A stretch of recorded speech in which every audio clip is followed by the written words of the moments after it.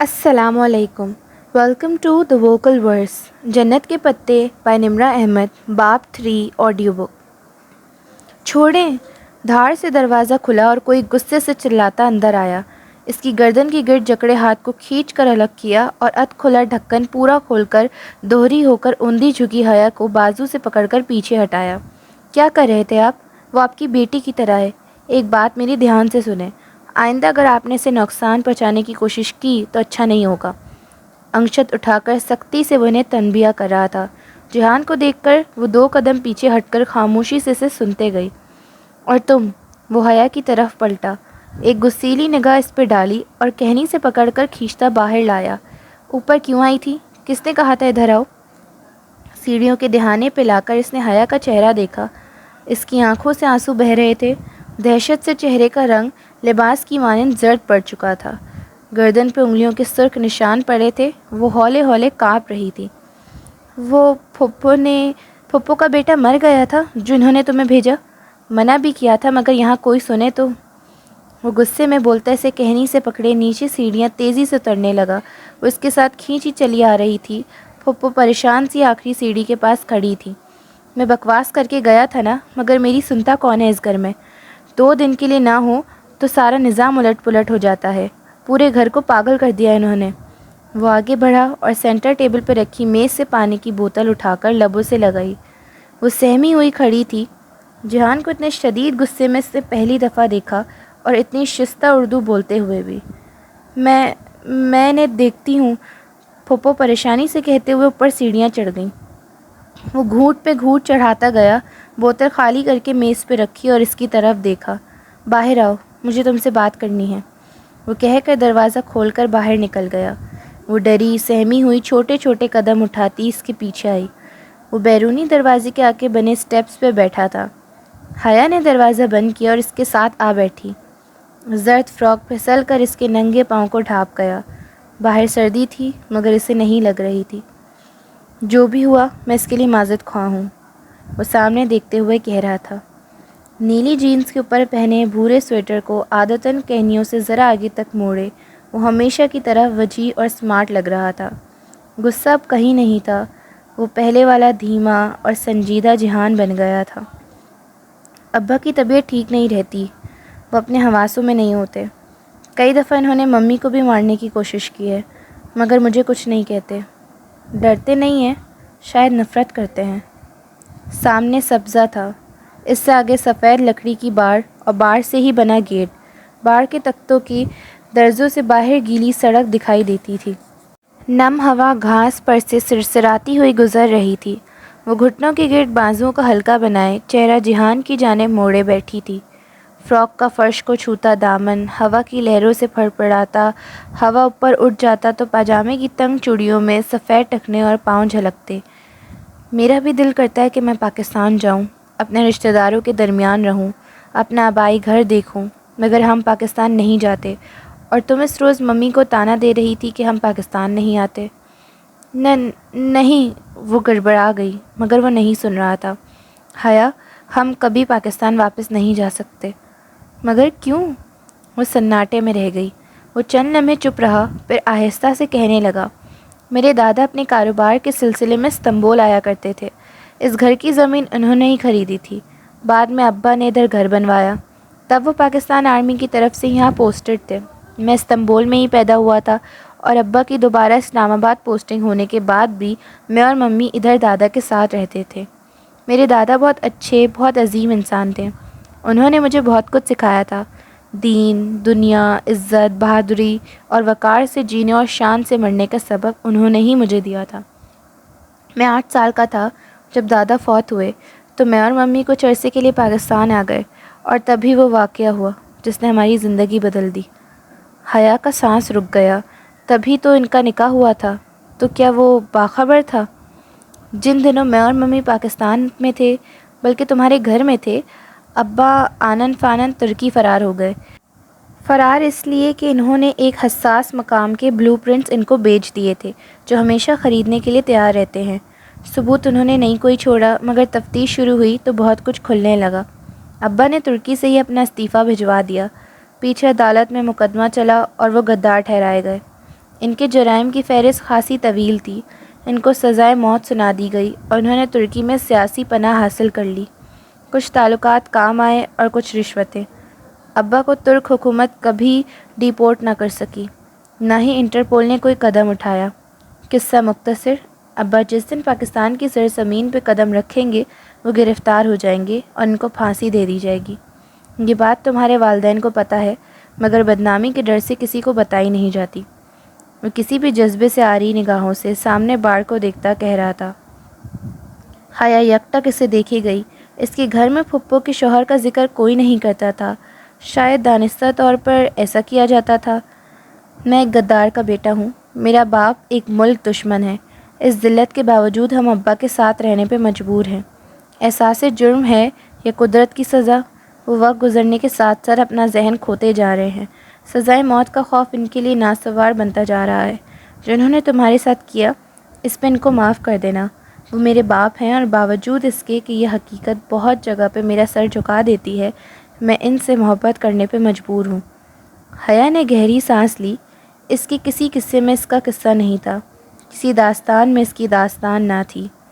میں کام سے باہر جا رہا ہوں، آج کھانا کھا کر جانا۔ وہ اٹھا اور دروازہ کھول کر اندر چلا گیا۔ شاید وہ صرف ابھی تنہائی چاہتا تھا۔ حیا گردن موڑ کر اسے جاتے ہوئے دیکھنے لگی۔ وہ ننگے پاؤں لکڑی کے فرش پہ چلتا سیڑھیوں کی طرف بڑھ رہا تھا۔ حیا، ختیجہ، ٹولی نے اس وقت پکارا جب وہ دونوں ڈی جے کے بینک پہ بیٹھی ڈی جے کی شاپنگ پہ تبصرہ کر رہی تھی۔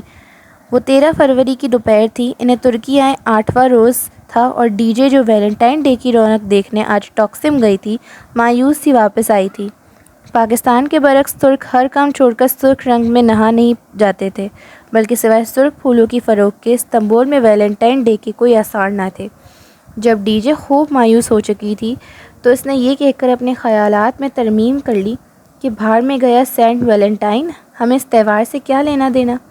ان کی اس گفتگو میں مخل ہونے والی اسرائیلی ایکسچینج اسٹوڈنٹ تھی۔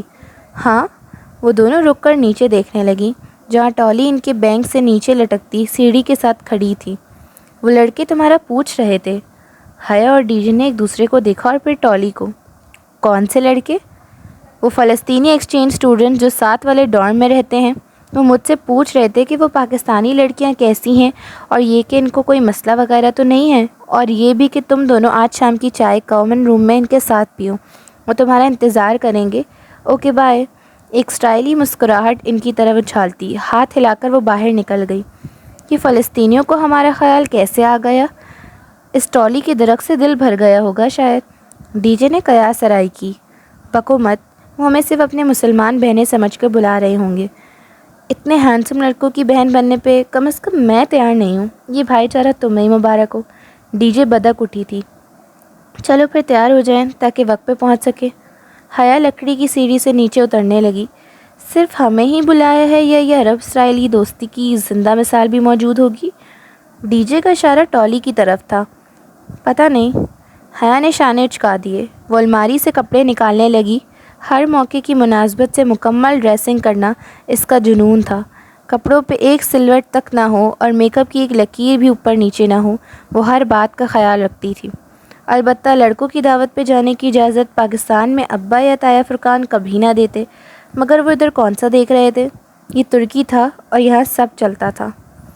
وہ 3 لڑکے تھے، معتصم المرتضیٰ، حسین اور مومن۔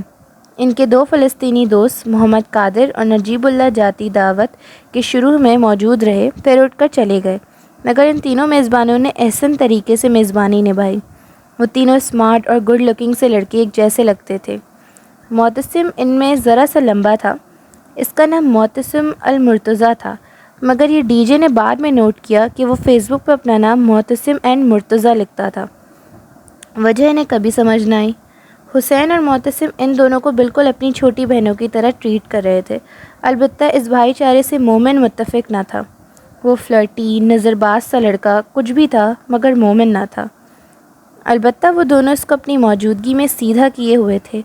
وہ دونوں اتنے ملنسار اور مہذب لڑکے تھے کہ حیا کو اپنے سارے کزنز ان کے سامنے بیکار لگے۔ البتہ جہان کی بات اور تھی، اس نے فوراً اپنی رائے میں ترمیم کی۔ اگلے ہفتے حسین کا برتھ ڈے ہے۔ حسین موبائل پہ فون سنے باہر گیا تو مومن نے بتایا۔ پھر تو ہمیں اسے ٹریٹ دینی چاہیے، ڈی جے سوچ کر بولی، اور گفٹ بھی۔ حیا کو خیال آیا، ہم دونوں اس کے لیے گھڑی خریدنے کا سوچ رہے ہیں، اور جو ہم نے جواہر میں دیکھی تھی 130 لیراز کی ہے۔ معتصم نے چائے کا آخری گھونٹ پی کر کیپ میز پہ رکھا۔ یعنی کہ پاکستانی روپیوں میں؟ حیا نے سوچتے ہوئے پرس میں ہاتھ ڈالا تاکہ موبائل کی کیلکولیٹر سے حساب کر سکے۔ 7150 پاکستانی روپے۔ معتصم جھک کر پیسٹریز کی پلیٹ سے ایک ٹکڑا اٹھاتے ہوئے بولا۔ حیا کا پرس کو کھنگالتا ہاتھ رک گیا۔ اس نے حیرت و بے یقینی سے معتصم کو دیکھا۔ تم نے اتنی جلدی حساب کیسے کیا؟ میں میتھس کا اسٹوڈنٹ ہوں، وہ جھیپ کر مسکرا دیا، اور معتصم کا ایک ہی خواب ہے کہ وہ میتھس میں نوبل پرائز لے۔ مومن حیا کے ہاتھوں کو دیکھتے ہوئے کہنے لگا۔ وہ تھوڑی دیر بعد معتصم سے آنکھ بچا کر حیا کے سراپے کا جائزہ لے لیتا تھا۔ حیا قدرے رخ موڑ کر معتصم کی طرف متوجہ ہوئی۔ تو میتھس کے اسٹوڈنٹ، جلدی سے بتاؤ کہ اس مہنگی گھڑی کو خریدنے کے لیے اگر ہم چاروں پیسے تقسیم کریں تو ہر ایک کے حصے میں کتنے؟ 32 لیرہ اور 50 کرنش۔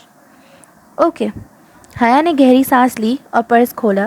ان کو پیسے انہوں نے زبردستی تھمائے۔ مومن کو تو کوئی اعتراض نہ تھا، مگر معتصم ان سے رقم لینے پہ متذب تھا۔ مگر یہ ایک انکہی بات تھی کہ بغیر اسکالرشپ کے استنبول جیسے مہنگے شہر میں وہ سب اتنا ہی افورڈ کر سکتے تھے۔ وہ تینوں جواہر کے لیے نکل رہے تھے۔ معتصم نے بتایا کہ وہ ابھی حسین سے نظر بچا کر گھڑی خرید لائیں گے۔ ان کو بھی ساتھ چلنے کی پیشکش کی، اور ڈی جے ہانک کرنے ہی والی تھی کہ حیا نے اس کا پاؤں اپنے جوتے سے زور سے کچلتے بظاہر مسکراتے ہوئے انکار کر دیا۔ نہیں، آپ لوگ جائیں، ہم آج ہی ہو کر آئے ہیں۔ وہ تینوں چلے گئے تو ڈی جے نے برا سا منہ بنا کر اسے دیکھا۔ تم نے انکار کیوں کیا؟ پاگل عورت، تم پاکستان سے آئی ہو یا نیو یارک سے؟ ان کی دعوت قبول کر لی، یہی بہت ہے۔ اب ہم ان کے ساتھ سیر سپاٹوں پہ بھی نکل جائیں، دماغ ٹھیک ہے؟ مگر وہ تو ہمارے بھائیوں کی طرح ہیں۔ پیچھے ہمارے اصلی والے بھائیوں کو پتہ چلا نا تو کل ہی پاکستان واپس بلوا لیں گے، اس لیے اپنی اوقات میں واپس آؤ اور رات کے کھانے کی تیاری کرو۔ وہ موبائل کے ساتھ نتھی ہینڈز فری کانوں میں لگاتے ہوئے بولی۔ زہر ملا کر دوں گی تمہیں، ڈی جے بھناتی ہوئی پیر پٹک کر اٹھی، اور اگر تم چاولوں پہ آملیٹ ڈال کر لائیں تو میں ساری ڈش تمہارے اوپر الٹ دوں گی۔ وہ وہیں صوفے پہ لمبی بیٹھی اب موبائل کے بٹن دبا رہی تھی۔ دھیما میوزک اس کے کانوں میں بجنے لگا۔ ڈی جے غصے میں بہت کچھ کہتی گئی مگر اسے سنائی نہیں دے رہا تھا۔ وہ آنکھیں موندے ہولے ہولے پاؤں جھلانے لگی۔ ڈی جے پیر پٹک کر باہر نکل گئی۔ وہ رات ویلنٹائن کی رات تھی۔ ڈی جے کامن روم میں منعقدہ اس آل گرلز پارٹی میں جا چکی تھی جو لڑکیوں نے مل کر دی تھی، جبکہ حیا آئینے کے سامنے کھڑی اپنا کاجل درست کر رہی تھی۔ اس کی تیاری مکمل تھی، لیکن جب تک وہ اپنی آنکھوں کے کٹورے کاجل سے بھر نہ لیتی اسے تسلی نہیں ہوتی۔ ابھی وہ کاجل کی سلائی کی نوک آنکھ کے کنارے سے رگڑ ہی رہی تھی کہ دروازہ بجا۔ دھیمی سی دستک اور پھر خاموشی۔ اس نے کاجل کی سلائی نیچے کی اور پلٹ کر دیکھا۔ یہ انداز ڈی جے کا تو نہیں تھا۔ وہ یوں ہی کاجل پکڑے آگے بڑھی اور ناپ گھما کر دروازہ کھولا۔ باہر بالکنی میں روشنی تھی۔ جیسے ہی اس نے دروازہ کھولا بالکنی تاریک ہو گئی۔ غالباً سیڑھیوں کے اوپر لگا بلب بجھ گیا تھا۔ کیا کوئی آ کر واپس پلٹ گیا تھا؟ کون؟ اس نے گردن آگے کر کے لاہداری میں دونوں سم دیکھا۔ ہر سو خاموشی تھی۔ بالکنی ویران تھی، وہاں سردی تھی اور اندر کمرہ گرم تھا۔ وہ چند ثانیہ کھڑی رہی، پھر دھیرے سے شانے چکا کر پلٹنے ہی لگی تھی کہ او نہیں! اس کے لبوں سے ایک اکتائی ہوئی کرا نکلی۔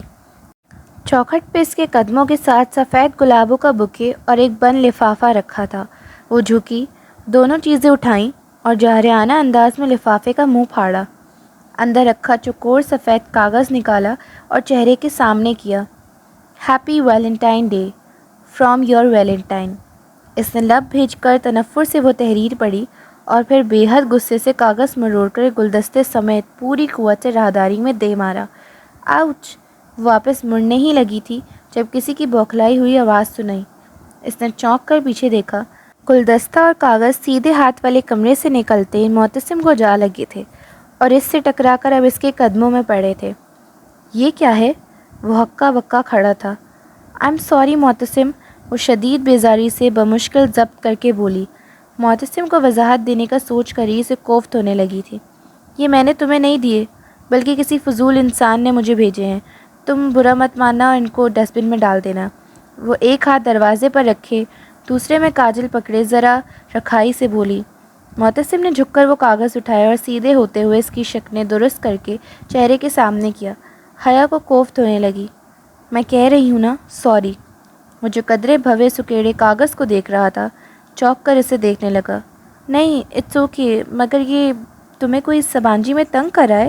وہ تحریر پہ نگاہیں دوڑاتے تشویش سے پوچھ رہا تھا۔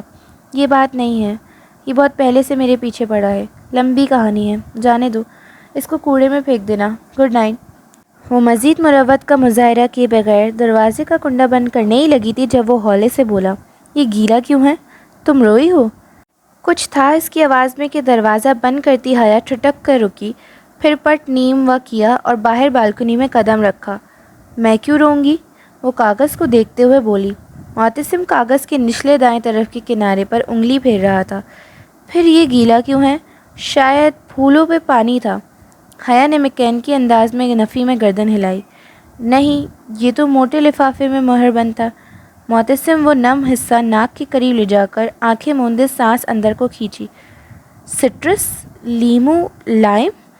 وہ متذب سا حیا کو دیکھنے لگا۔ کیا کہہ رہے ہو؟ مجھے کچھ سمجھ نہیں آ رہا۔ کسی نے اس کے نچلے کنارے پہ لیمو کا رس لگایا ہے۔ پھر اس نے ذرا چونک کر حیا کو دیکھا۔ تمہارے پاس ماچس ہے؟ وہ جواب دیے بنا الٹے قدموں پیچھے آئی اور دروازہ پورا کھول کر ایک طرف ہو گئی۔ معتصم قدرے جھجکا، پھر کاغذ پکڑے اندر داخل ہوا۔ حیا نے اپنی اور ڈی جے کی میز کی کرسیاں کھینچ کر آمنے سامنے رکھیں اور پھر ٹولی کی میز پر چیزیں الٹ پلٹ کرنے لگی۔ کیا تم بھی بچپن میں لیمو کے رس اور آگ والا کھیل کھیلتے تھے؟ وہ اب میز کی دراز کھول کر کچھ ڈھونڈ رہی تھی۔ معتصم دھیرے سے ہنسا۔ بہت کھیل کھیلے ہیں اور ان میں سے اکثر آگ والے ہوتے تھے۔ فلسطین میں بہت آگ ہے، شاید تم نہ سمجھ سکو۔ چلو آج ان ترکوں کے کھیل اسرائیلی آگ سے کھیلتے ہیں۔ وہ دراز سے ایک سگریٹ لائٹر نکال کر اس کے سامنے کرسی پر آ بیٹھی اور لائٹر اس کی طرف بڑھایا۔ معتصم نے لائٹر کا پہیہ انگوٹھے سے دبا کر گھمایا تو آنکھ کا نیلا زرد سا شعلہ جل اٹھا۔ احتیاط سے، وہ بے اختیار کہہ اٹھی۔ معتصم نے جواب نہیں دیا۔ وہ خط کے نم حصے کو جو ابھی تک نہیں سوکھا تھا شعلے کے قریب لایا، ذرا سی تپش ملی اور الفاظ ابھرنے لگے۔ بڑے بڑے کر کے لکھے انگریزی کے 3 حروف ARP، وہ حروف این فرام یور ویلنٹائن کے نیچے لکھے تھے۔ وہ دونوں چند لمحے کاغذ کے ٹکڑے پہ ابھرے بھورے حروف کو تکتے رہے، پھر ایک ساتھ گردن اٹھا کر ایک دوسرے کو دیکھا۔ آرپ، ایرپ، کیسا لفظ ہے یہ؟ حیا نے ممکنہ ادائیگی کے دونوں طریقوں سے حروف کو ملا کر پڑھا۔ شاید کوئی نام۔ کیا آرپ کوئی ترک نام ہے؟ معلوم نہیں۔ معتصم نے شانے اچکا دیے۔ حیا سوچتی نگاہوں سے کاغذ کو تکتی رہی۔ کیا میں تمہاری کوئی مدد کر سکتا ہوں؟ اس نے ایک نظر معتصم کو دیکھا، پھر نرم سا مسکرائی۔ تم کر چکے ہو۔ وہ ہولے سے مسکرا کر کھڑا ہوا اور کاغذ میز پہ رکھا۔ وہ جو بھی ہے شاید تمہیں اپنا نام بتانے کی کوشش کر رہا ہے۔ وہ کون ہو سکتا ہے؟ یہ تم بہتر سمجھ سکتی ہو۔ مجھے اب چلنا چاہیے۔ Thank you Mutasim. معتصم نے ذرا سی سر کو جنبش دی اور باہر نکل گیا۔ دروازے کا کچر سست روی سے واپس چوکھٹ تک جانے لگا۔ حیا چند لمحے میز پہ رکھے کنارے سے بھورے ہوئے کاغذ کو دیکھی گئی، پھر بے اختیار کسی میکینکی عمل کے تحت اس نے ہاتھ میں پکڑی کاجل کی سلائی کو سیدھا کیا اور بائیں ہتھیلی کی پشت پہ وہ 3 حروف اتارے۔ ARP۔ دروازہ چوکھٹ کے ساتھ لگنے ہی والا تھا۔ ذرا سی ورس سے باہر راہداری میں کھڑا گرا گلدستہ دکھائی دے رہا تھا۔ 1-2 پل مزید گزرے اور زوردار ٹھا کی آواز کے ساتھ دروازہ بند ہو گیا۔ وہ اپنی ہتھیلی کی پشت پہ سیاہ رنگ میں لکھے وہ 3 الفاظ دیکھ رہی تھی، ARP۔ اس نے اوپر بنے کیبنٹ کا دروازہ کھولا، چند ڈبے الٹ پلٹ کیے۔ نچلے کھانے میں سرخ مرچوں کا ڈبہ نہیں تھا۔ وہ ایڑیاں اٹھا کر ذرا سی اونچی ہوئی اور اوپر والے کھانے میں جھانکا۔ وہاں سامنے ایک پلاسٹک کے بے رنگ ڈبے میں سرخ پاؤڈر رکھا نظر آ رہا تھا۔ اس نے ڈبہ نکالا اور کاؤنٹر کی طرف آئی۔ وہاں ڈی جے کھڑی سلیب پہ کٹنگ بورڈ کے اوپر پیاز رکھے کھٹاکھٹ کاٹ رہی تھی۔ اس کی آنکھوں سے آنسو گر رہے تھے۔ بریانی کی مقدار زیادہ ہے، 4 چمچ سرخ مرچ کی ڈال دیتی ہوں، شاید ذرا سا ذائقہ آ جائے۔ ٹھیک؟ وہ خود کلامی کے انداز میں کہتی ٹوکری سے چھوٹا چمچ ڈھونڈنے لگی۔ ہاں ٹھیک۔ ڈی جے نے بھیگی آنکھیں اٹھا کر اوپر دیکھا اور اسے دیکھتے ہوئے رندی آواز میں کہا اور آستین سے آنکھیں رگڑی۔ حیا ڈبے سے چمچ بھر بھر کر دھوئیں اڑاتے پتیلے میں ڈال رہی تھی۔ بالوں کا ڈھیلا سا جوڑا اس کے پیچھے گردن پہ جھول رہا تھا۔ سادہ شلوار قمیص پہ وہ ڈھیلا ڈھالا سا سبز سویٹر پہنے ہوئے تھی جس کے آستینیں اس نے کہنیوں تک موڑ رکھی تھی۔ دوپٹہ ایک طرف دروازے پہ لٹکا تھا اور چند لٹیں جوڑے سے نکل کر چہرے کے اطراف میں لٹک رہی تھیں۔ گوشت میں چمچہ ہلاتی وہ بہت مصروف لگ رہی تھی۔ وہ دونوں اس وقت انجم باجی کے کچن میں موجود تھیں۔ صبح انجم باجی ڈی جے کو ڈائننگ ہال میں ملی تو شام اپنے گھر کھانے کی دعوت دے ڈالی۔ یہ کہ ڈی جے نے یہ کہہ کر قبول کر لی کہ وہ اور حیا مل کے بریانی بنائیں گی۔ اب سر شام ہی وہ دونوں حالے کو لیے انجم باجی کے اپارٹمنٹ آ گئی تھیں۔ ایک بیڈ روم، لاؤنج اور کچن پہ مشتمل وہ چھوٹا مگر بے حد نفیس اور سلیقے سے سجایا اپارٹمنٹ تھا۔ حالے کو انہوں نے لاؤنج میں انجم باجی کے ساتھ بیٹھے رہنے دیا اور خود کچن میں آ کر کام میں مصروف ہو گئیں۔ یہ پینٹنگ جاوید جی لائے تھے انڈیا سے۔ اندر لاؤنج میں انجم باجی کو حالے کو مطلع کرتی آواز آ رہی تھی۔ ڈی جے، یہ جاوید جی کیا ہے؟ اس نے قدرے الجھ کر پوچھا۔ ان کا مطلب ہے جاوید جی، ان کے ہسبینڈ۔ ڈی جے نے سرگوشی کی تو وہ او کہہ کر مسکراہٹ دباتی پلٹ کر ابلتے چاولوں کو دیکھنے لگی۔ جس وقت انجم باجی اور حالے کچن میں داخل ہوئیں، حیا پتیلے کا ڈھکن احتیاط سے بند کر رہی تھی۔ آہٹ پر پلٹی اور مسکرائی۔ بس دم دے رہی ہوں۔ بہت خراب ہو تم دونوں، مجھے اٹھنے ہی نہیں دیا۔ بس اب آپ کو کھانے کے وقت ہی اٹھنا آنا تھا۔ وہ جاوید بھائی آ گئے؟ وہ ہاتھ دھو کر تولیے سے صاف کرتی ڈی جے کے پاس آئی۔ ڈی جے کا سلاد ابھی تک مکمل نہیں ہوا تھا، اب کہیں جا کر وہ ٹماٹروں پہ پہنچی تھی۔ بس آنے والے ہیں، لاؤ یہ سلاد تو مجھے بنانے دو۔ نہیں، میں کر لوں گی، تھوڑا سا رہ گیا ہے، ڈی جے نے بڑی بے فکری سے کہا تو اس نے اسے جتاتی نظروں سے گھورا۔ آپ نے اس تھوڑے میں بھی صبح کر دینی ہے، لاؤ مجھے دو اور پلیٹیں لگاؤ۔ اس نے ٹماٹر اور چھری ڈی جے کو ہاتھ سے لے لیا۔ حالے از خود نہایت پھرتی سے سارا پھیلاوا سمیٹنے میں لگی تھی۔ وہ میلے برتن اب سنک میں جمع کر رہی تھی۔ وہ ان کبھی کبھی کام کرنے والی دونوں پاکستانی لڑکیوں کی نسبت بہت تیزی سے ہاتھ چلا رہی تھی۔ ڈی جے کیبنٹ سے پلیٹیں نکالنے لگی اور انجم باجی رائتہ بنانے لگی۔ حیا نے ٹماٹر کو کٹنگ بورڈ پہ بائیں ہاتھ سے پکڑ رکھا اور چھری رکھ کر دبائی۔ دو سرخ ٹکڑے الگ ہو گئے اور ذرا سا سرخ رس اس کی بائیں ہتھیلی کی پشت پہ بہہ گیا جہاں کاجل سے لکھے 3 مٹے مٹے سے حرف تھے، ARP۔ وہ 2-3 روز سے اسی ARP کے متعلق سوچے جا رہی تھی۔ اب بھی کچھ سوچ کر اس نے گردن اٹھائی۔ انجم باجی؟ دہی کو کانٹے سے پھینٹتی انجم باجی نے ہاتھ روک کر اسے دیکھا۔ آپ نے کسی ایرپ کے متعلق سنا ہے؟ ایرپ؟ انجم باجی نے حیرت بھری الجھن سے دہرایا۔ جی ایرپ، ARP، اس نے وضاحت کے لیے ہجے کر کے بتایا۔ او ناٹ اگین حیا۔ حالے جو سنک کے آگے کھڑی تھی قدرے اکتا کر پلٹی۔ اس کے ہاتھ میں جھاگ بھرا سپنج تھا اور جسے وہ پلیٹ پہ مل رہی تھی۔ تم پھر وہی موضوع لے کر بیٹھ گئی؟ اس کے انداز میں خفگی بھرا احتجاج تھا، مگر حالے اب کہ وہ الجھی تھی۔ یہ موضوع تو اس نے ابھی تک حالے کے ساتھ ڈسکس نہیں کیا تھا۔ پھر میں نے کہا تھا نا یہ سب بیکار کی باتیں ہیں۔ مگر میں نے پوچھا ہی کیا ہے؟ ARP، عبد الرحمن پاشا اور کون؟ میں نے بتایا تھا نا کہ یہ گھریلو عورتوں کے افسانے سے زیادہ کچھ نہیں ہے۔ یہ استنبول ہے اور یہاں قانون کا راج ہے، مافیا کا نہیں۔ اب اس کے بعد میں اس موضوع پہ کچھ نہیں سنوں گی۔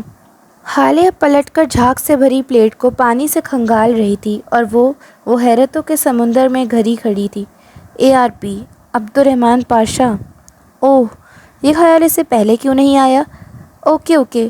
وہ بظاہر سر جھکائے ٹماٹر کاٹنے لگی مگر اس کے ذہن میں بہت سے خیال گڈمٹ ہو رہے تھے۔